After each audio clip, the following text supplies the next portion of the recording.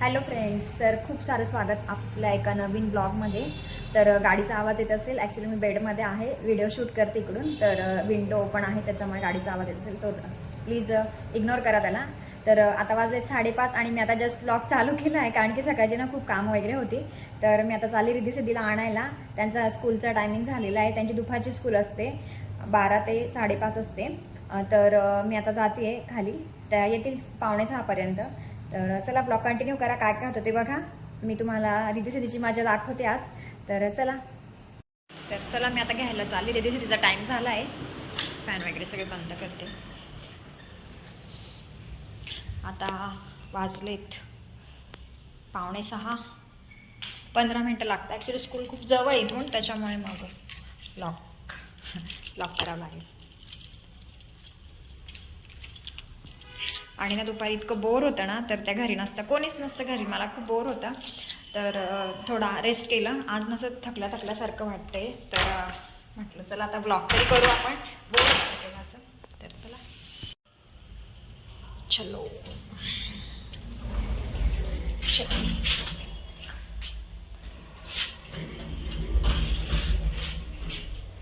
पाऊस थांबला आता जस्ट बरं झालं थांबला, नाहीतर मग अजून.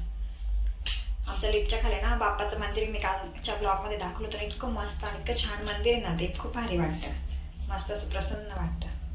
तर चला मी आता खाली जाते, रिद्धी सिद्धीला घेऊन येते आणि बोलते तुमच्याशी. बाय. हॅलो. तर आता रिद्धी सिद्धी आलेलं आहे स्कूलवरून आणि फ्रेश वगैरे झालं आहे, थोडंसं खाऊन पण झालं आहे. माव, काय मिळालं आज स्कूलला? इकडे दाखव. हे इकडे पण. तर त्यांना आज ना त्यांच्या फ्रेंड्सने ना हे फ्रेंडशिप बेल्ट बांधलंय, हे बघा. छान छान आहे का ग? इकडे कसं आहे का माव? कसं आहे बेटा?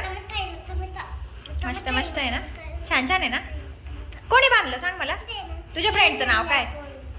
व्हॅन मध्ये काय नाव आहे फ्रेंडचं? काय नाव आहे तुला नाही माहिती? तरी पण तिने फ्रेंडशिप बेल्ट बांधलं.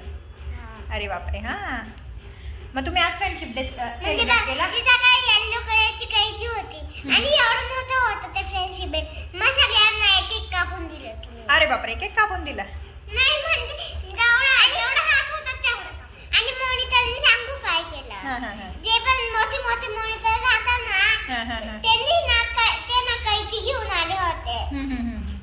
आणि त्यांनी पण फ्रेंडशिप बेल्ट बांधले होते, त्यांचे सगळे कापून.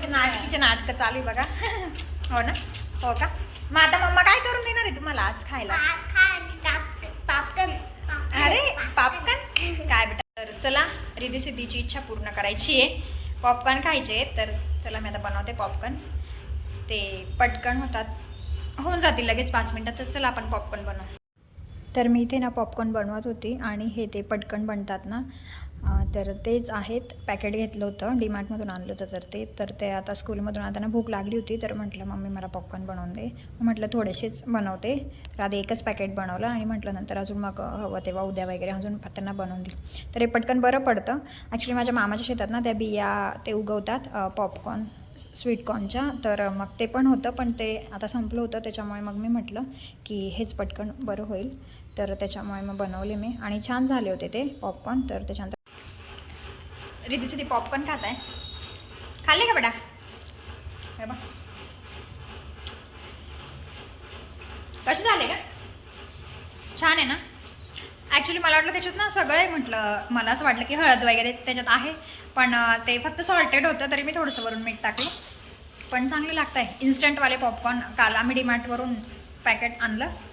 तर मला वाटलं ते गार्लिक बटरचे, पण त्यात सॉल्टेड दिलेलं होतं, बटर नव्हतं, फक्त मिठाचे होते. तर ते पटकन होतात, 2 मिनटं लागतात फक्त. त्यात रिद्धी सिद्धी मस्त छान एन्जॉय करताय. आमच्या गॅलरीमधून इतकं सुंदर व्ह्यू दिसतो ना, तर बघा तुम्ही. तर ना ॲक्च्युली मला थोडं लेट झालं. सिद्धी आणि रिद्धी बाहेर खेळत होत्या गॅलरीमध्ये, तर ते मम्मी बोललं की व्हिडिओ बनव. खूप सुंदर वाटत होतं, पण ते नंतर मग थोडंसं हे झालं. तर त्याच्यानंतर मी इथे अभ्यास घेत होती रिद्धी सिद्धीचा, त्यांची एक्झाम जवळ आली आहे. तर त्याच्यानंतर मग स्वयंपाक वगैरे बनवला. तर चला आज इतकंच. व्हिडिओला लाईक करा, शेअर करा.